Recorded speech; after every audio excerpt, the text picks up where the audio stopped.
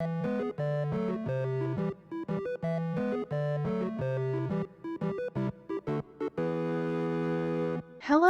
and welcome to Steph-Udall. I am, historically, Steph. This was meant to be my Holiday Barbie for 2024, but obviously we're a few weeks into 2025, so I'm a bit late, but that's okay. Stuff happens. I finally got around to watching Bridgerton at the end of last year, and I, unsurprisingly, really enjoyed it. I really loved the costumes, and that really put me in a mood to make a Regency gown. So please enjoy my take on a Bridgerton-inspired Holiday Barbie. I've been itching to repaint an Odile face mold, but obviously she's on a mermaid body and that just won't do, so I'll give her a made-to-move one. I heat up the head with my hairdryer to soften the vinyl and make it easier to remove.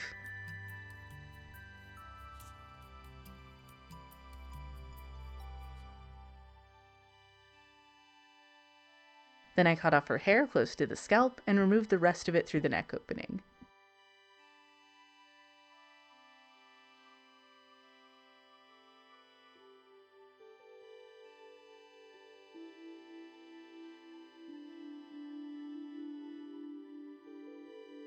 These pixelated faces are very difficult to remove. I really had to scrub at it with the acetone to get it off. I mean, it's great if it's a kid playing with it, but annoying for me. I painted her scalp black because I'll be rerouting her with fiber from this yarn. I usually skip over this part, but I thought I'd show it to you this time. I wrapped the yarn around a piece of cardboard and cut it to make many pieces that are all the same length. I unravel the yarn pieces and tie them to this wire hanger. I brush out the yarn with a pet brush.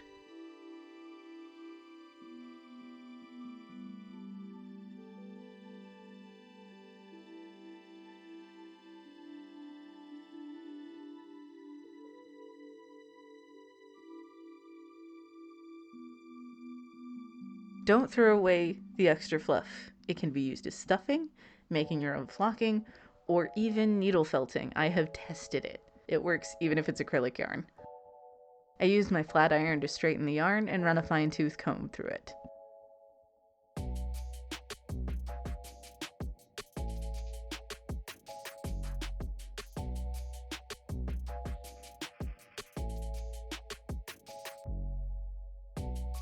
Which leaves me with this.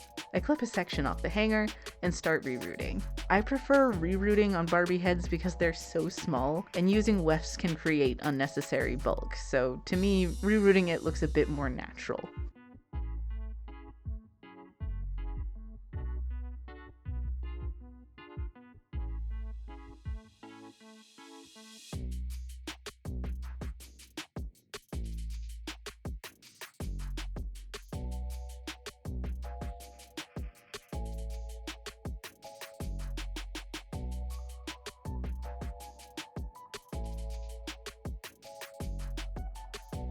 And here she is with a full head of hair. I squeeze some all-purpose glue into the head and spread it around with a Q-tip, making sure all the plugs are covered. Once it's dry, I mask off the hair and give the head 2 coats of Mr. Super Clear UV Cut Matte, waiting 30 minutes in between each layer because it's time for the face up. I start, as usual, with sketching her eye shape with a watercolor pencil. I work on her face in layers with my watercolor pencils and soft pastels. Whenever I want to save my progress or I can't build any more color, I spray on another layer of MSC. I'm going for a very subtle and natural looking makeup here for the most part.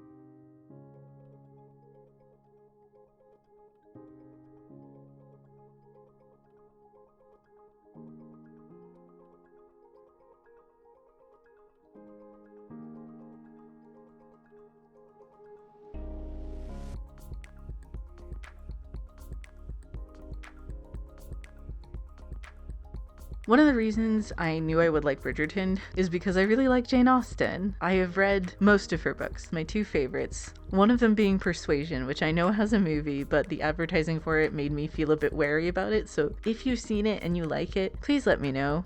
But I liked Persuasion because it was sort of this older, oh, I say older, she's in her like late 20s. I think she's like 26 or 28 or something, but she's a spinster, oh no. And it's sort of about her meeting someone when she was young, but he didn't have enough of a high position to be able to be with her, and so that didn't work out. They fell apart, and then they come back together when she's older, and he's gained rank in the military, I think. I love the structure of the story, and I don't remember enough about it off the top of my head to say more, which means I need to reread it. My other favorite is Northanger Abbey. There is a bit at the end of one of the chapters towards the beginning where she goes on for a full paragraph ranting about how people say novels are terrible for people, and she's mad about it.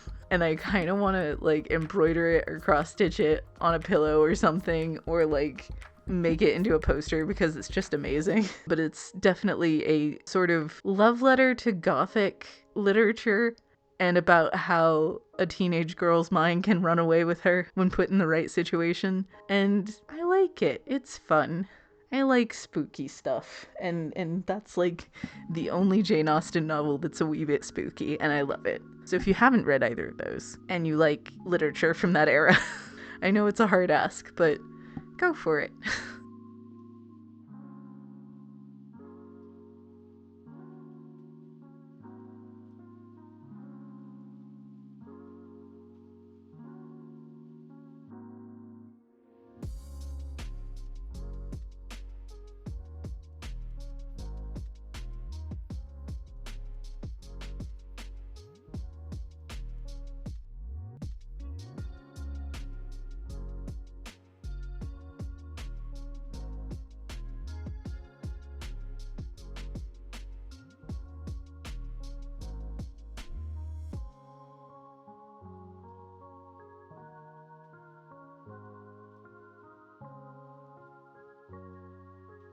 The Unipin Extra Fine Brush Pen that I'm using here is so good for eyelashes. It's basically why I bought it. Highly recommend. I've used it on a couple of different dolls. I wish it came in more colors, honestly. I'd love to have a brown or a blue or something.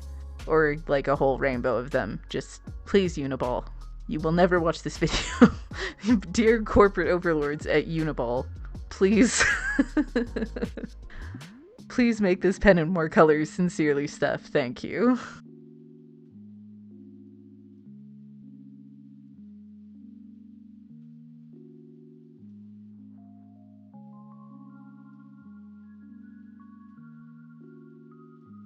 I honestly think this is the prettiest Barbie face-up I've ever done.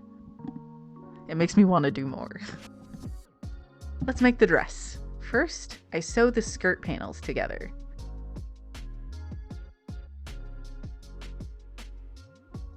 Then I'll add a layer of iridescent organza. I'll flatline the pieces together at the top and sides and hem the bottom.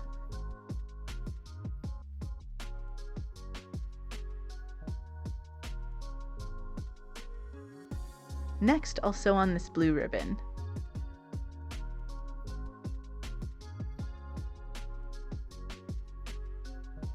Then I'll weave this green ribbon through the stitches in a crisscross pattern.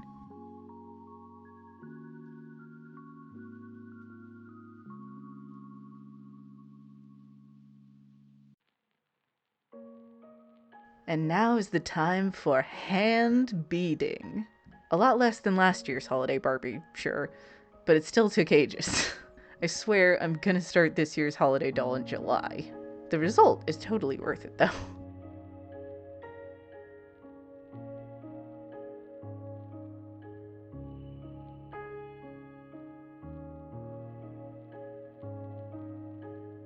For the bodice, I'll be layering the cotton and organza again, hemming the neckline, sewing the darts, and flatlining the layers together on every other edge.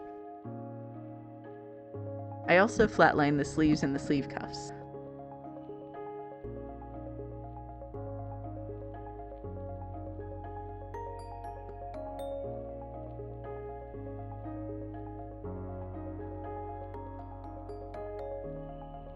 Off camera, I added the same ribbon and beading to the sleeves that I did to the skirt, but this will not work out in the end. You'll see shortly. I attached the sleeves to the bodice, and then the cuffs to the sleeves. Now I can fold over everything right sides in and sew up the side seams. And after flipping it right side out and trying it on my mannequin doll, it looks awful. Because of the beading, I had to gather the sleeves really awkwardly, and the organza got messed up when I flipped it right side out. Plus the cuffs are too thick from layering up the fabric. So I remade the bodice off camera, minus the beading on the sleeves, and using ribbon for the cuffs instead, and it looks so much nicer. And now I can sew the skirt to the bodice, only to find out it's an inch too short. No! I think the double layer of fabric messed with my seam allowances, and maybe I accidentally printed out the pattern with fit to page selected rather than fill page, but that's nothing a ruffle can't fix. And here we are, much better. Now I can sew up the back seam part way.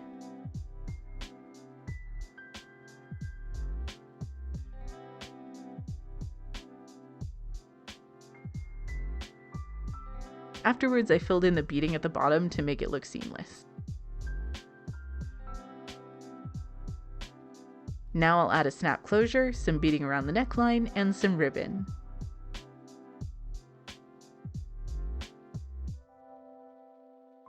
And here it is all done! Hooray!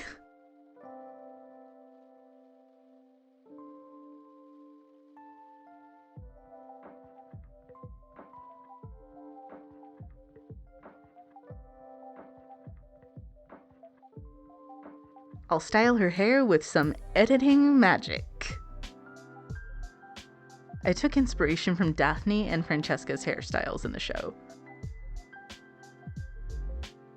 I could not get the camera to focus for the life of me, it seems, but I made her a necklace out of some iridescent beads on some beading wire. I also made her a hair ornament to go around her bun from beads, beading wire, and some ribbon.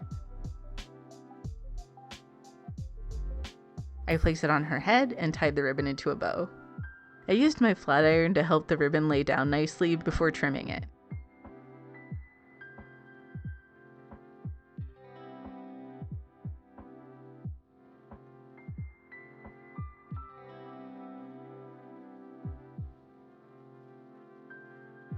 Later, I added a pin to keep it in place.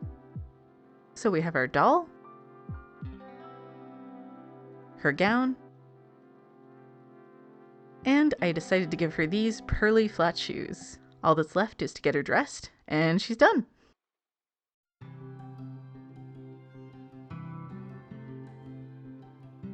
Listen, I know she should probably have some gloves, but they're really hard to make look good at this scale, so I decided I'd rather not. I'm really happy with how she turned out. I had to pivot quite a few times during this project, most of which you did not see because that's not entertaining. But the end result? So pretty!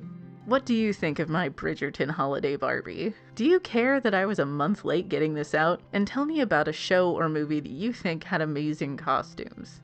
I love costuming.